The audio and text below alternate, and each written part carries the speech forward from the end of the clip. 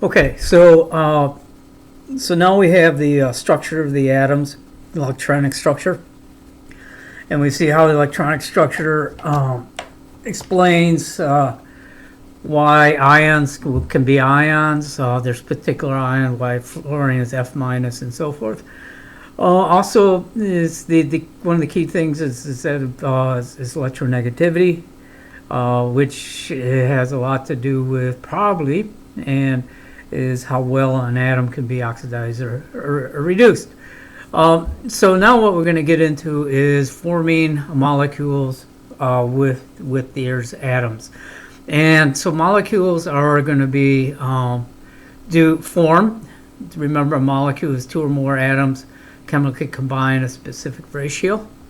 So we're going to talk about the chemical combining, and that's called a bond. Okay, and so we're going to be looking at two kinds of bonds: ionic bonds.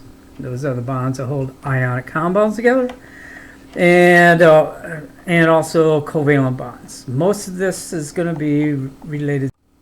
So let's look at ionic compounds first. So wait for ionic compounds.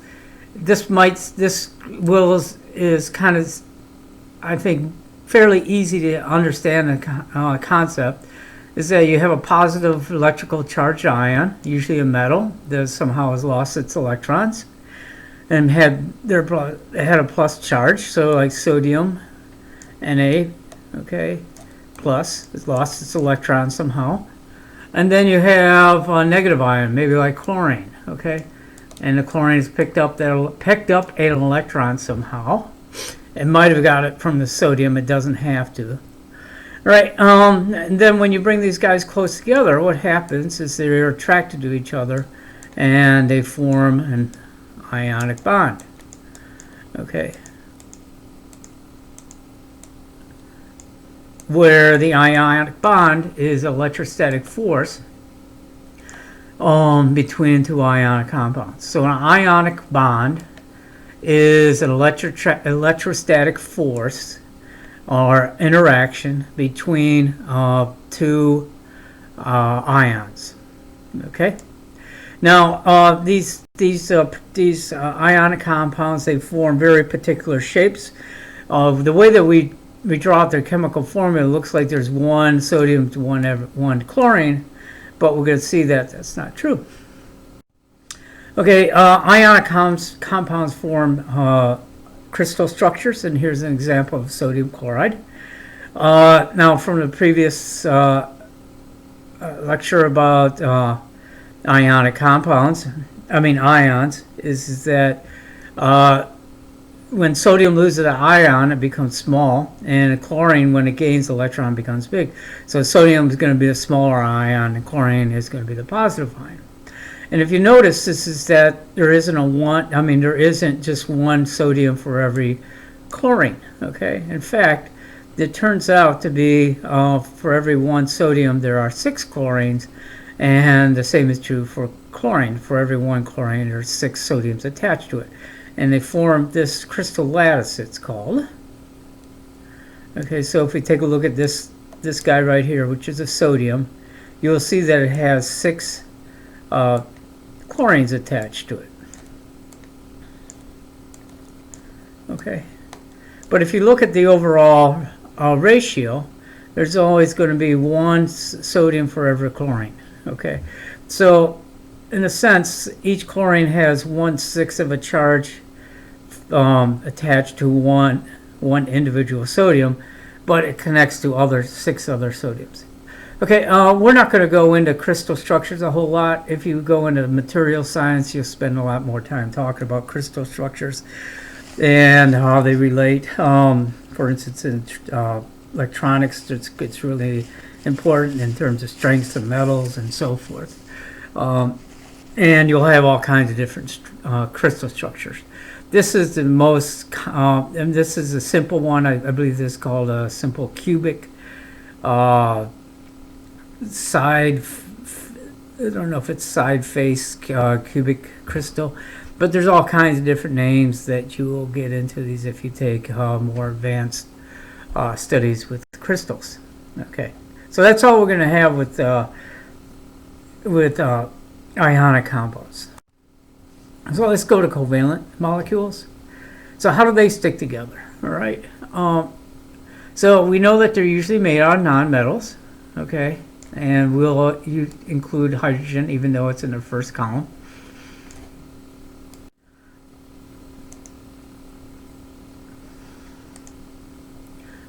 For example, so let's take look, how do two hydrogens stick together to one oxygen to form water? We'll get into that in a second. So unlike ionic compounds, there's no positive and negative charge between the hydrogen and the oxygen.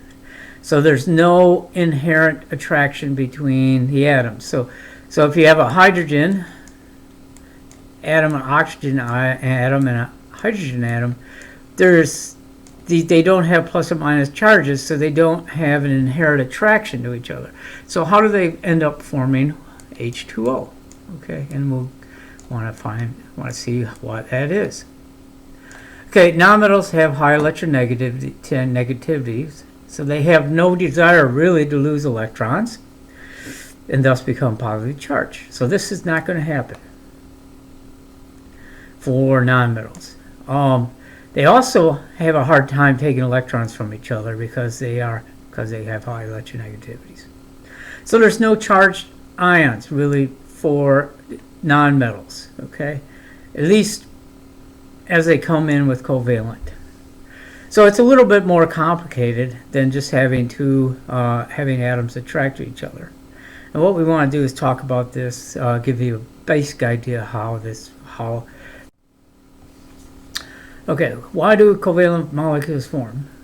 So back to formation of ionic compounds. When a positive and negative charge interact, this reduces the potential energy and thus making things more stable.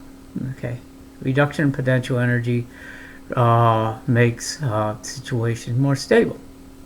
For covalent molecules, we say there's no attraction of charge. However, when atoms come together in a covalent molecule, there is indeed a reduction in potential energy and therefore increase in stability. And there's a couple reasons for this. One, there's sharing of electron density between the valence shells.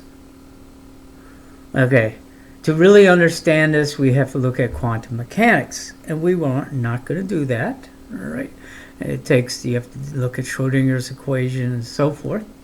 But know that this is one of the reasons why the potential energy decreases.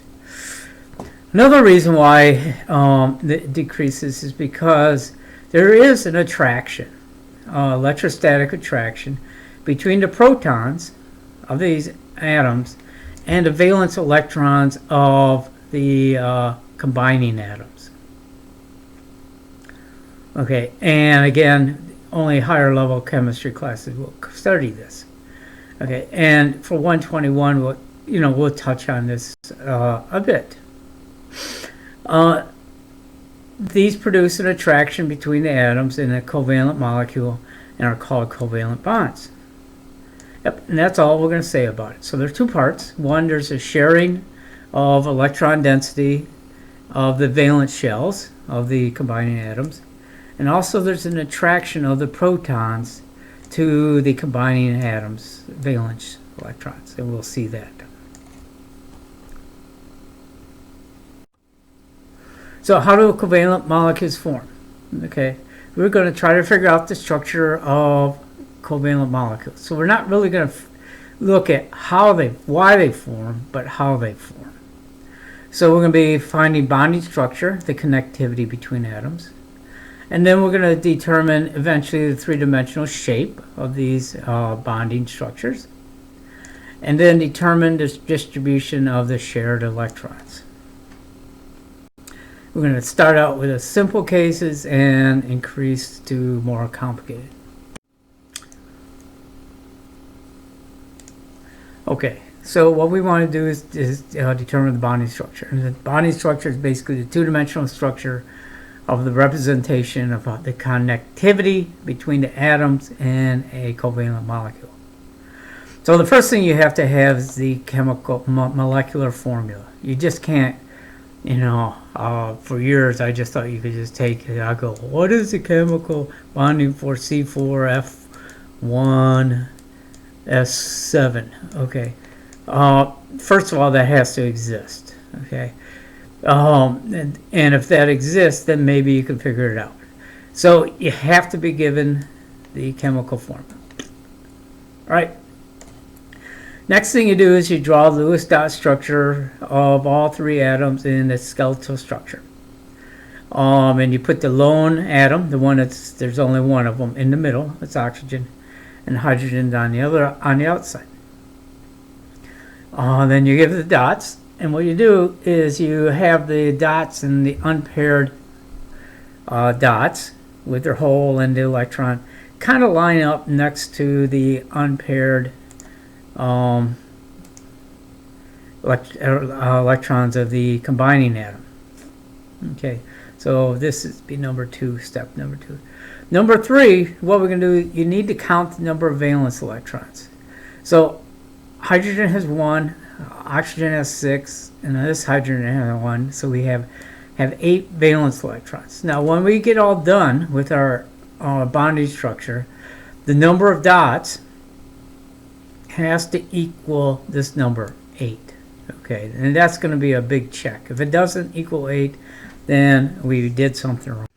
Okay, so you do the skeletal structure, and then what you do is you move the unpaired electrons into the holes. Okay, so move this guy here, and this guy here, and this guy here, and this guy here.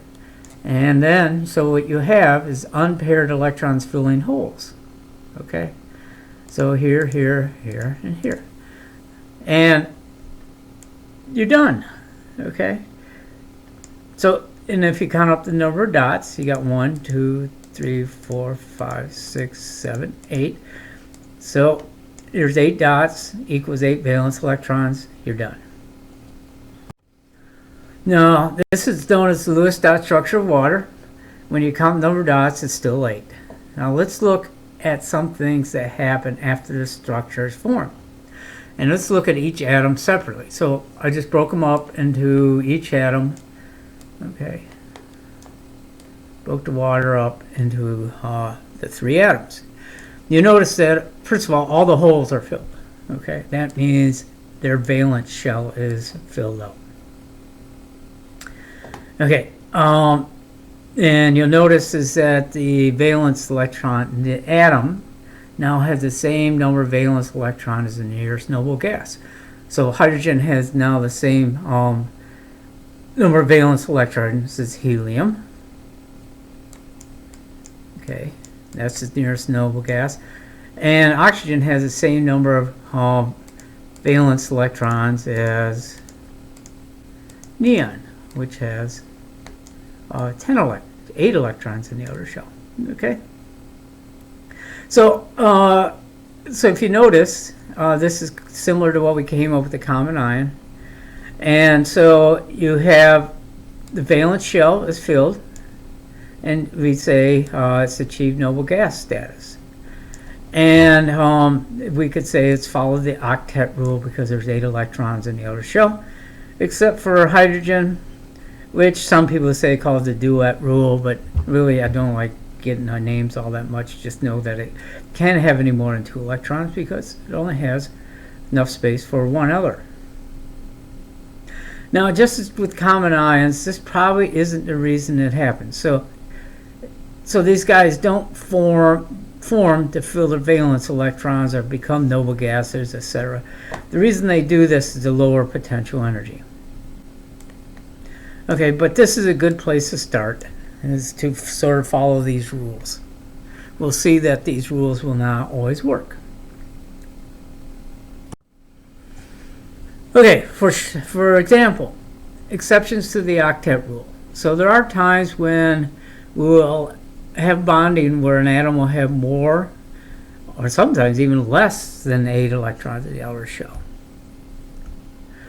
Okay. But for now, we're going to use these checks, like I said. But let's just take a look at why there might be an exceptions to the octet rule. So first, and why we might even believe that the thing is called the octet rule.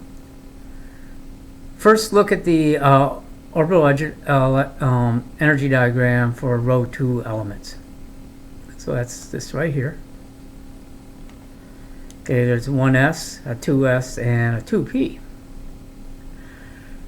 In the second energy level, that's the valence shell, there are 8 possible spots to put electrons. So all elements in the second row, and that includes lithium through neon, can't have any more than 8 electrons, right? Because you can't put any more than 8 in there. Okay. So this is good. The octet rule definitely works for second row elements. Okay. All right. However, the OED of an atom is a singular entity, not bonded. Filling it, okay, using this method, is based on the non-bonding state. But when you bind atoms, they don't necessarily follow the rules of forming of combining, of putting electrons in the orbitals.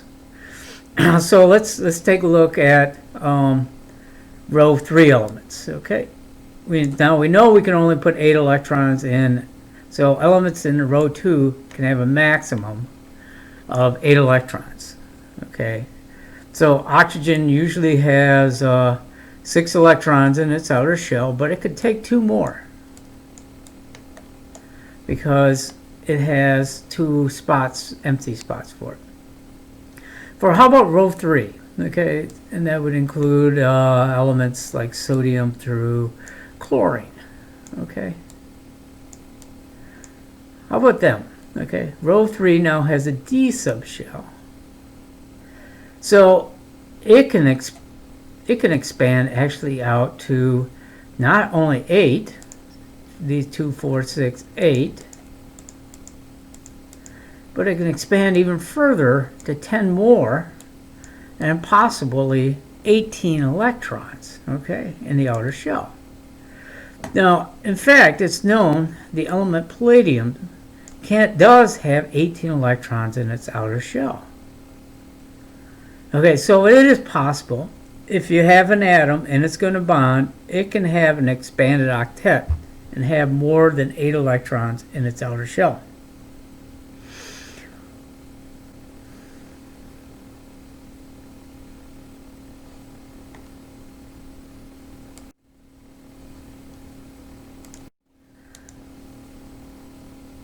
Okay, so let's go back and look at the bonding structure of water. So, all right, so we had this case here.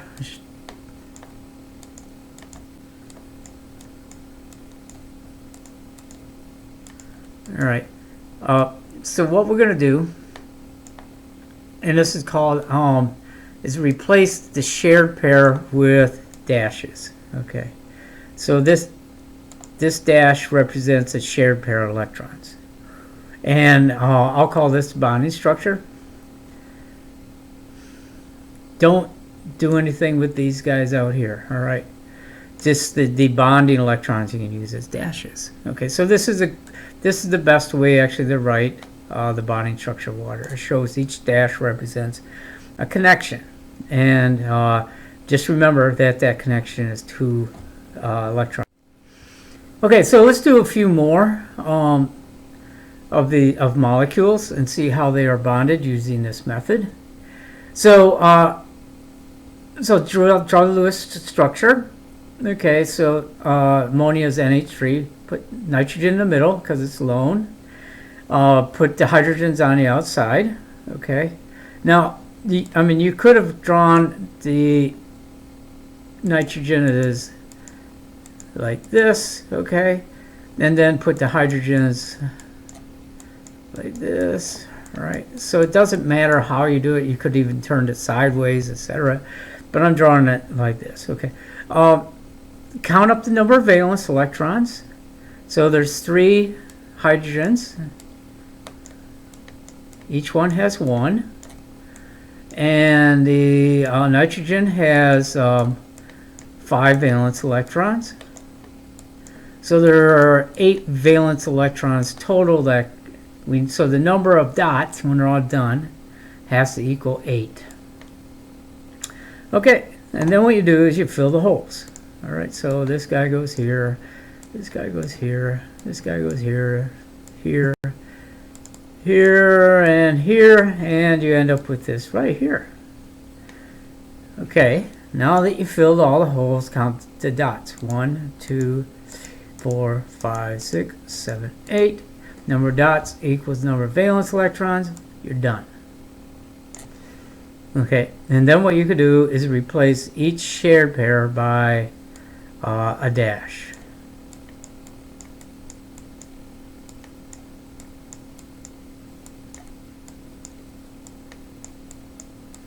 Don't forget to put the lone pairs on. Okay, and that's what you got here. All right, again, when we get done, notice that each atom has a full valence. Its outer shell is filled, follows the octet rule, etc. Okay. All right, let's look at methane. Methane is CH4. Count the number of valence electrons. Carbon is 4. Each hydrogen is 1, so it's 4 times 1. And it equals 8. So this we count the valence electrons, not dots. All right. Now, in the examples that we've had so far, the total is 8, but it won't always be 8. You'll see that. All right. So what we're going to do is put carbon in the middle. It's a lone guy, and put the hydrogens around it. And then what you do is you fill the holes. And then you end up with this. Okay, count how many dots you have. 1, 2, 3, 4, 5, 6, 7, 8. And see, that's equal to this. And you probably are right. Then replace each shared pair with a dash, and you get this structure. And again, if you look at each atom, has 2 valence electrons. Carbon has 8, filled its valence shell, etc. So far following the octet noble gas relationship.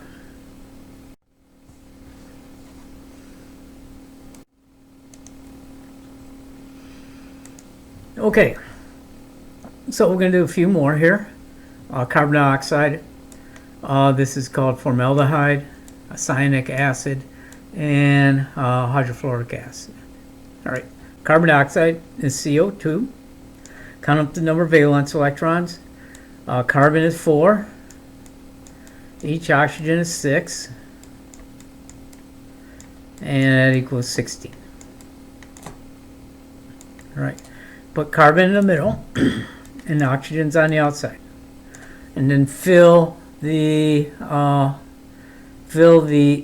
unpaired electrons of carbon with the unpaired electrons of oxygen. Now this isn't as pretty as the other one. You can see. So I'm gonna connect these guys here and here. Okay, and I'll connect these guys, and I'll connect these guys, and then I'll connect these guys. All right, so it's not straightforward, okay, but what you do is you try to get the three sets of atoms all connect. And when you do that, you end up having two pairs here shared between the oxygen and the carbon. 2 pairs here share between this oxygen and carbon, so you have this. Okay, and then what you could do is you can replace each shared pair with a dash. We'll show that in the next slide. But if you count up the number of dots, 1, 2, 3, 4, 5, 6, 7, 8, 9, 10, 11, 12, 13, 14, 15, 16, we'll see that that's the same as here. It has 16 dots, 16 valence electrons. Okay, so between each carbon, there's 2 pairs that are shared. So what we're going to do is represent it like this. Okay, but if you look at, so you have oxygen has 8 electrons, carbon has 8 electrons, and oxygen has 8 electrons. So we replace the shared pair with dashes, and we get this. Now, if you notice that from the previous diagram, I had the oxygen with its lone pairs. I think one of them was like this. It's like a pair on top, one on the side. It doesn't matter. You can move them like this, or I could have put the dots over here on this side, so forth. You just have to show that there's two lone pairs on the oxygen. So this is called a double bond, and all the other examples were single bonds. Okay, formaldehyde, CH2O. So how many valence electrons you have? All right. Okay, there's 4, 2, and 6 is 12. Now, some things to keep in mind here. So we have 2 lone atoms. We have a carbon and an oxygen. Who's going to go in the middle? All right, usually the atom that has the lowest electronegativity is going to go in the middle. So that's carbon. And hydrogens will always go on the outside. So you'll never have anything like this, okay? Because hydrogen can only have one bond. So when you do these structures and you have 2 single atoms, put the one with the lowest electronegativity in the middle. Okay. Also, often when you have carbon, you put it in the middle. All right, and that's because it will usually have the lowest electronegativity of the atoms. All right, so it'll hardly ever be on the outside. So what we have is, here's our skeletal structure. Okay, and then what we do is we line up the, try to line them up as best we can, so we can get the hydrogens to connect up, and then we can get one of the oxygens to connect up right next to it, and then we have to do a little bit of crazy stuff like that. All right, but what in the end what we have is 1 bond between each hydrogen, and there's 2 bonds between the oxygen and the carbon, so it has 2 connections. And so what we can do is redraw it like this. So it's 1 connection between the carbon and the hydrogen, and 2 connections between the oxygen and the carbon. Okay, so these could be represented as a dash, and these can be represented as 2 dashes. Okay, so and if you count the number of dots, 1, 2, 3, 4, 5, 6, 7, 8, 9, 10, 11, 12, we see that's the same number as the valence electrons. Okay, so this is a structural bonding structure of formaldehyde.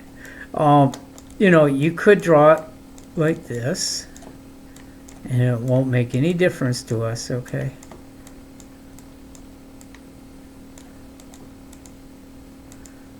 All right, the main thing is you show the connectivities and the lone pairs.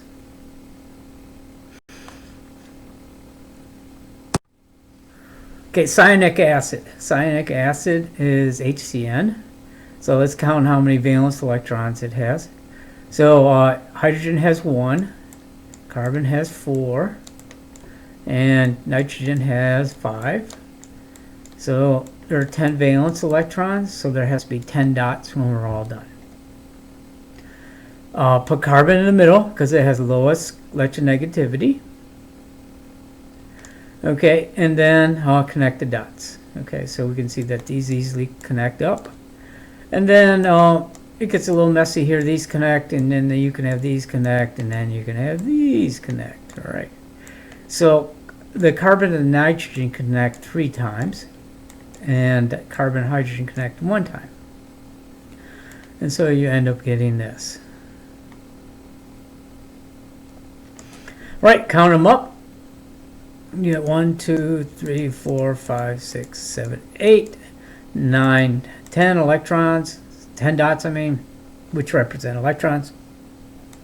And you're done. Okay, now going back to the octet rule, or the noble gas, hydrogen has 2 valence electrons, carbon has 8, 1, 2, 3, 4, 5, 6, 7, 8, and nitrogen also has 8. So that also another way you can, so far you can tell if they work bond.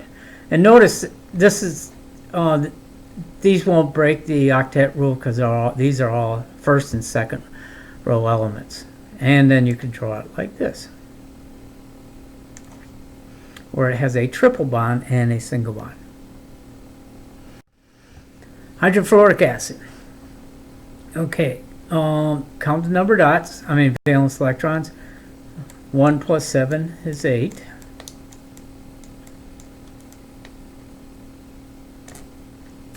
Put them next to each other and then fill the holes. You got that. Count the number of dots. You have 8, and therefore you're probably right. And replace the shared pair with a dash. There you go. It's okay if you would draw it like this. Just don't forget the lone pairs.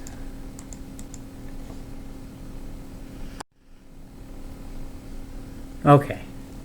So what we're going to do is look at some patterns that have come out of this so far. So again, these are going to just be the second row elements. We're going to look at carbon, nitrogen, oxygen, fluorine, and hydrogen, which is the first row. So carbon has 4 holes. Okay, so carbon was like this, and it had, so if we go back to Lewis dot structure, it had 4 holes, and every hole you can have 1 bond, so it can have 4 bonds. It doesn't have any lone pairs after bonds. It's in the 14th row column of the periodic table. And if we go back and look, we saw that there are 4 different possible ways carbon can bond. With methane, it had 4 single bonds. Formaldehyde had 2 single bonds and 1 double bond. For cyanic acid, it had 1 single bond and 1 triple bond. And carbon dioxide, it had 2 double bonds. These are the only 4 ways that we're going to have carbon bond. Okay, so whenever you see a carbon, it's going to be one of these 4. It's going to have 4 dashes. It won't have this. Okay, all right, it only can have one of these 4. So it can have 4 bonding arrangements. All right, nitrogen, if you look at the Lewis dot structure, okay, it had 3 unpaired electrons and 1 lone pair. Okay, so each unpaired electron can have 1 bond. So each hole can have basically 1 bond, has 1 lone pair found in the 13th column. And if we go back and look, we can see that there are 3 different ways that nitrogen bond. It can have 3 single bonds. Like in ammonia, it had like in cyanic acid, it had nitrogen with a triple bond. And one that we didn't do, but there's another way it can bond. It can have a single bond and a double bond. So whenever you have nitrogen, it can only be one of these 3 ways of forming. It can only have 3 bonding arrangements. Now, if you look, the number of holes or bonds is equal to the number of bonding arrangements. Okay, oxygen, it had 2 lone pairs and 2 holes, or unpaired electrons, so it can have 2 bonds. Okay. Okay, and 2 lone pairs, here and here. It's found in the 12th column. And if we go back and look, we'll see the carbon can only formed in 2 ways. Form a double bond, like in carbon dioxide, formaldehyde, or it can form like in water, where it had 2 single bonds. So whenever you see oxygen, most of the time, and we're going to see there's exceptions to these, is that we'll have 2 bonds, either a double bond or 2 single bonds and 2 lone pairs. Fluorine, it has 1 hole, okay, and 3 lone pairs. Okay, so fluorine, so there's 3 lone pairs. And 1 unshared electron, so it can have 1 bond. Okay, and we saw hydrofluoric acid, it formed 1 bond. And hydrogen has only 1 hole, it can have 1 bond. So this is going to be really, I find this is really going to be helpful, especially on learning how to shorthand what we're doing, like putting together the molecules. Connecting the dots is a good way to do this. Learn how to do it, but it's really good to see patterns and have the patterns help you figure out structures. So what we're going to notice is that whenever we have carbon, it'll be one of these 4 arrangements. Nitrogen, one of these 3. Oxygen, 2. Fluorine, 1. Hydrogen, 1. So keep this available. And I sort of like to think of my toy box. So I have 4 different carbons, and I can pull one of them out. Okay. So if I know there's a carbon that has 4 things attached, I know automatically it's got to be this guy. If I have a carbon that has 3 things attached, it's got to be this.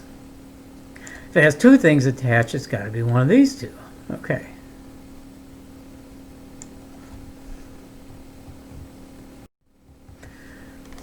Right. So some things came out. Carbon will have 4 bonds, 0 lone pairs. Oxygen, 2 bonds, 2 lone pairs, and so forth. Right. And the other thing about this is that elements in the same column have the same valence electrons, a number of valence electrons, and therefore will often have the same bonding arrangements as the second row elements. So sulfur, which is in the same row as oxygen, will often, though it doesn't have to, will have 2 bonds and 2 lone pairs. Okay, either as a double bond and 2 lone pairs, or 2 single bonds. Now, it doesn't have to do this all the time, but we'll see that this is a good default. All right. Phosphorus. Phosphorus is in the first column, same column as nitrogen. So it could form 3 bonds and 1 lone pair, so it would be 3 single bonds. It can do a triple bond and a lone pair, or it can do a double bond and a single bond. Usually, sometimes it won't, but we'll get into that. Chlorine is going to be just like fluorine. It's always going to have, usually, it's going to have 3 lone pairs and 1 bond. So whatever happens in the second row elements, usually the elements under that will have the same bonding arrangements, though they don't have to, and we'll see that. Okay, so this is the basics on bonding. What we're going to do in part 2, it'll be going into showing some anomalies and exceptions and other ways of figuring out bondings that are more conceptual.